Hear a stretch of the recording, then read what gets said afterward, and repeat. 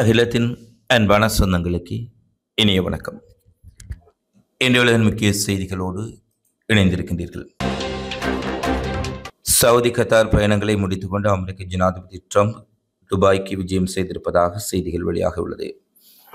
அமெரிக்க ஜனாதிபதி ட்ரம்பின் மத்திய கிழக்கு பகுதி பயணமானது பல்வேறுபட்ட நேர்மறையான தாக்கங்களை ஏற்படுத்தி வருவதாக அரசியல் நிபுணர்கள் கருத்து தெரிவித்தாலும், காசா போர் தொடர்பிலும் காசாவில் போர் நிறுத்தம் செய்வது தொடர்பிலும் ட்ரம்ப் அரபுலக நாடுகளோ எந்த முக்கியமான அறிவிப்புகளையும் வெளியிடாமை பெரும் ஏமாற்றத்தையும் ஏற்படுத்தியுள்ளது. அமெரிக்க ஜனாதிபதி டொனால்ட் ட்ரம்ப் நேற்று மாலை கத்தார் நாட்டிலிருந்து அபுதாபிக்கு தனி விமானம் மூலம் வருகை புரிந்தார். அவரை சர்வதேச விமான நிலையத்தில் அமீரக அதிபர் ஷேக் முகமது பின் ஜாயித் அல் நஹான் வரவேற்றார். அமெரிக்க ஜனாதிபதி டொனால்ட் ட்ரம்ப் தான் பொறுப்பேற்ற பின்னர் வளைகுடா நாடுகளில் கடந்த 13ஆம் தேதி முதல் சுற்றுப்பயணம் மேற்கொண்டுள்ளார். இதில் முதலாவதாக சவுதி அரேபியா சென்று அங்கு பட்டத்து இளவரசர் முகமது பின் சல்மான் அல் சவுத்தை சந்தித்து பேசினார். இதில் இராணுவ தளவாடங்கள் உள்ளிட்ட முக்கிய துறைகளில் இருதரப்பு ஒப்பந்தங்கள் கையெழுத்தாகின. அதனைத் தொடர்ந்து நேற்று முன்தினம் ரியாத் நகரில் நடந்த வளைகுடா அமெரிக்க உச்சி மாநாட்டில் அமெரிக்க ஜனாதிபதி ட்ரம்ப் சிறப்பு விருந்தினராக கலந்து கொண்டார். இந்த உச்சி மாநாட்டை தொடர்ந்து ட்ரம்ப் நேற்று மாலை கத்தார் சென்றார். அப்போது அந்நாட்டின் அமீர் Sheikh Tamim bin Hamad Khalifa அல்தானியை சந்தித்து பேசி இருதரப்பு பொருளாதார உறவுகளை மேம்படுத்துவது குறித்து ஆலோசனை செய்தார். பின் இரு தலைவர்கள் முன்னிலையில் பல்வேறு துறைகளிலும் ஒப்பந்தங்கள் கையெழுத்தானது. அதனைத் தொடர்ந்து நேற்றைய தினம் மாலை 4 மணிக்கு தனி விமானம் மூலம் கத்தார் நாட்டிலிருந்து ஐக்கிய அரபு அமீரகத்தின் அபுதாபி சர்வதேச விமான நிலையத்திற்கு அவர் சென்றார். முன்னதாக அமீரக எல்லையில் இருந்து விமானப்படையின் ஜெட் விமானங்கள் இருபுறமும் சூழ பாதுகாப்புடன் அவருக்கு வரவேற்பளிக்கப்பட்டது. பின்னர் விமான நிலையத்துக்கு வந்த ட்ரம்பை அமீரக அதிபர் ஷேக் முகமது பின் நாயித் அல்ஹான் நேரில் சென்று வரவேற்றார். அதைத் தொடர்ந்து அவருக்கு 21 குண்டுகள் முழங்க முப்படை இராணுவ அணிவகுப்பு மரியாதை வழங்கப்பட்டது. அமெரிக்க ஜனாதிபதி ட்ரம்பின் இந்த சுற்றுப்பயணம் மத்திய கிழக்கில் பல அரபுலக நாடுகளுக்கும் அமெரிக்காவுக்கும் இடையில் வர்த்தக மேம்பாட்டை ஏற்படுத்தினாலும், காசா விடயம் தொடர்பில் ட்ரம்பின் குறிப்பிடத்தக்க எந்தொரு அறிவிப்பும் வெளியாகாமை பெரும் அதிர்ச்சி ஏற்படுத்தியிருப்பதாக பாலஸ்தீன மக்கள் தெரிவித்துள்ளார்கள். மத்திய மெக்சிகோவின் பூப்லா ஒக்ஷா தேசிய நெடுஞ்சாலையில் பயணிகளை ஏற்றிக்கொண்டு பஸ் ஒன்று சென்றது. அப்போது அதே சாலையின் எதிரே சிமெண்ட் லாரி ஒன்று வந்து கொண்டிருந்தது. லாரியானது மற்றொரு வாகனத்தை முந்தி செல்ல முயன்றபோது எதிர்பாராத விதமாக எதிரே வந்த பஸ் மீது பயங்கரமாக மோதியது. இதனடுத்து மற்றொரு வேன் மீதும் நேருக்கு நேர் மோதியது. இந்த மோதல்களுக்கு பின்னர் லாரி ஒரு பள்ளத்தாக்கில் கவிழ்ந்து தீப்பிடி தெரிந்தது. இந்த கோர விபத்தில் 18 பேர் பரிதாபகமாக உயிரிழந்தார்கள். இதனடுத்து விபத்தில் சிக்கிப்படு காயமடைந்தவர்கள் மருத்துவமனையில் அனுமதிக்கப்பட்டனர். இருப்பினும் அதில் 3 பேர் சிகிச்சை பலனின்றி உயிரிழந்துள்ளார்கள். மேலும் 15க்கும் மேற்பட்டவர்கள் படுகாயங்களுடன் மருத்துவமனையில் சிகிச்சை பெற்று வருகின்றனர். இந்நிலையில் மெக்சிகோவில் ஏற்பட்ட சாலை விபத்தில் 27 பேர் உயிரிழந்த சம்பவம் அப்பகுதியில் பெரும் சோகத்தை ஏற்படுத்தியுள்ளதுடன் போலீசார் இது தொடர்பில் தீவிர விசாரணைகளை நடத்தி வருகின்றனர். மியான்மரில் நேற்று ஒரே நாளில் டிக்டர் அளவுகோலில் 3.4, 3.5, 3.3 அளவில் நிலநடுக்கம் ஏற்பட்டுள்ளது. மியான்மர் நாட்டில் கடந்த மார்ச் மாதம் 28ஆம் தேதி பயங்கர நிலநடுக்கம் ஏற்பட்டது. டிக்டர் அளவில் 7.7 பதிவான நிலநடுக்கத்தால் கட்டடங்கள் இடிந்து தரைமட்டமாகின. இந்த நிலநடுக்கத்தில் சிக்கி 3645 பேர் உயிரிழந்தார்கள். மேலும் 5017 பேர் காயமடைந்தனர். இந்த நிலையில் மியான்மரில் தற்போது அடுத்தடுத்த நிலநடுக்கம் ஏற்பட்டு வருகின்றது. மதியம் மணியளவில் ஏற்பட்ட நிலநடுக்கம் டிக்டர் அளவுகோலில் 3.4 பதிவாகியுள்ளதாக தேசிய நில அதிர்வு மையம் தெரிவித்துள்ளது. 10 கிலோமீட்டர் ஆழத்தில் ஏற்பட்ட இந்த நிலநடுக்கம் 26.67 டிகிரி வடக்கு அட்சரேகையிலும் 96.17 டிகிரி கிழக்கு தீர்க்கரேகையிலும் இருக்கும் என முதலில் தீர்மானிக்கப்பட்டது. ஏற்கனவே மியான்மர் நிலநடுக்கத்தால் பெரும் பாதிப்புகளை சந்தித்துள்ள சூழ்நிலையில் ஒரே நாளில் அடுத்தடுத்து 3 நிலநடுக்கங்கள் ஏற்பட்டுள்ளமை மியான்மர் மக்கள் மத்தியில் பெரும் அச்சத்தை ஏற்படுத்தியுள்ளது.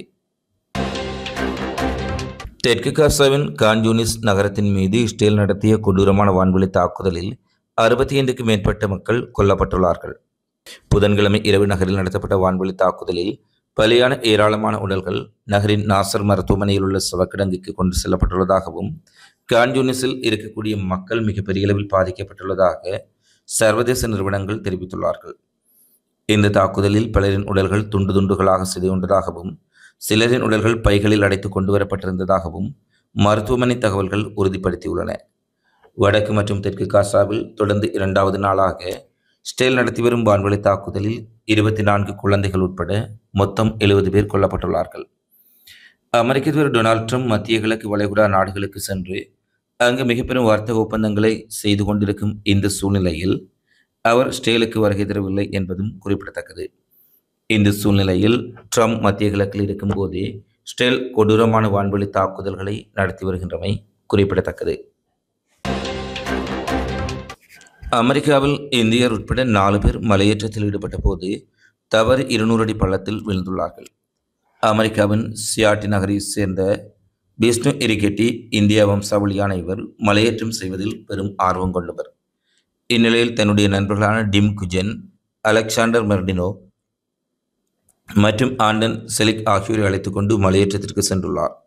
இதற்காக அவர்கள் வட அமெரிக்காவின் மேற்கு வாஷிங்டன் மாகாணத்தில் வடக்கு கெஸ்கேட் மலைப்பகுதியை தேர்வு செய்தனர். கிரனைட் சிகரம் அமைந்த இந்த பகுதியில் அவர்கள் ஒரு குழுவாக மலையேறத் தொடங்கினார்கள். அப்போது அவர்களை நோக்கி பலத்த காற்றுடன் கூடிய புயல் ஒன்று வந்துள்ளது. இதனை கவனித்த அவர்கள் உடனடியாக திரும்பி செல்ல தொடங்கினர். அப்படி செல்ல முயன்ற போது அவர்கள் தவறி 200 அடி பள்ளத்தில் விழுந்துள்ளார்கள். எனினும் அவர்களில் ஷெலிக் அதிர்ஷ்டவசமாக உயிர் தப்பினார். உடனடியாக 64 கிலோமீட்டர் தொலைவுக்கு வாகனம் ஒன்றில் சென்று அதிகாரிகளிடம் விபத்து பற்றி கூறியுள்ளார். எனினும் இந்த விபத்தில் சிக்கி விஷ்ணு உட்பட 3 பேர் உயிரிழந்துள்ளார்கள். திறமையான மலையேற்ற வீரர்கள் 3 பேரும் மரணமடைந்த சம்பவம் அவர்கள் குடும்பத்தினர் மத்தியிலும் நண்பர்கள் மத்தியிலும் பெரும் சோகத்தை ஏற்படுத்தி இருப்பதாக செலிக் தெரிவித்துள்ளார். ஜெர்மனி மற்றும் சுவிட்சர்லாந்து அதிகாரிகள் இணைந்து மேற்கொண்ட அதிரடி நடவடிக்கைகளில் ரஷ்யாவுக்காக உளவு வேலைகளில் ஈடுபட்ட உக்ரைன் நாட்டவர்கள் 3 பேர் கைது செய்யப்பட்டுள்ளார்கள். ஜெர்மனி மற்றும் சுவிட்சர்லாந்து அதிகாரிகள் இணைந்து ஜெர்மனியில் உள்ள முக்கியமான மாகாணங்களில் நடத்திய தேடுதல்களில் உக்ரைன் நாட்டவர்கள் 3 பேர் கைது செய்யப்பட்டுள்ளார்கள். அவர்கள் 3 பேரும் ரஷ்யாவுக்காக வேலை செய்வதாகவும் உக்ரைனில் நாச வேலைகளில் ஈடுபட திட்டமிட்டிருந்ததாகவும் ஜெர்மன் சுவிஸ் அதிகாரிகள் தெரிவித்துள்ளார்கள். அதாவது உக்ரைனில் உள்ள சில முகவரிகளுக்கு GPS டிராக்டர்களுடன் பார்சல்களை அவர்கள் அனுப்பியதாக சந்தேகிக்கப்படுகின்றது. வழியில் வெடிக்கும் வகையில் அந்த பார்சல்களில் வெடிபொருட்களை அனுப்பவும் அவர்கள் திட்டமிட்டிருந்ததாக சந்தேகிக்கப்படும் சூழ்நிலையில் அவர்களிடம் தீவிர விசாரணை நடைபெற்று வருவதாக செய்திகள் வெளியாகியுள்ளது.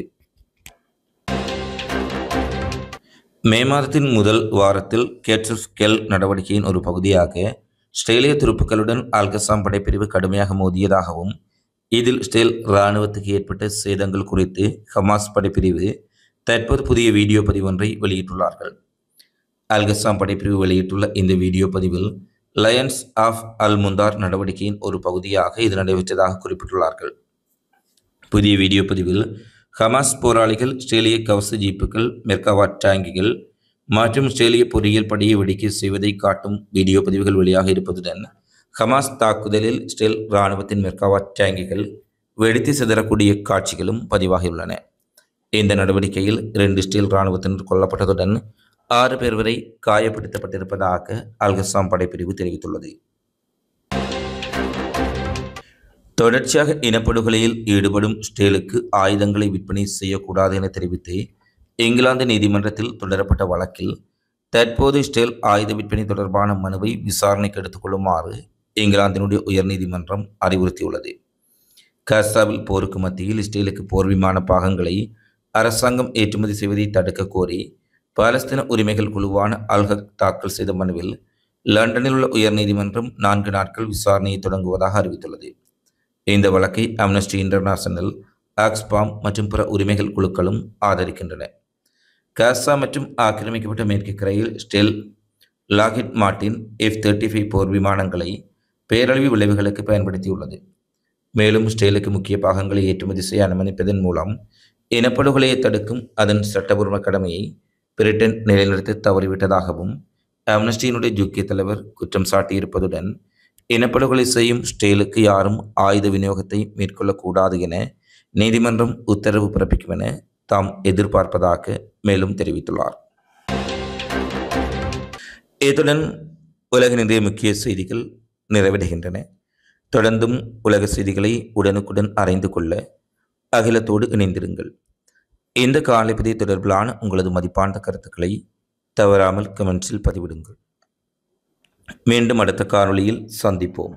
நன்றி, வணக்கம்.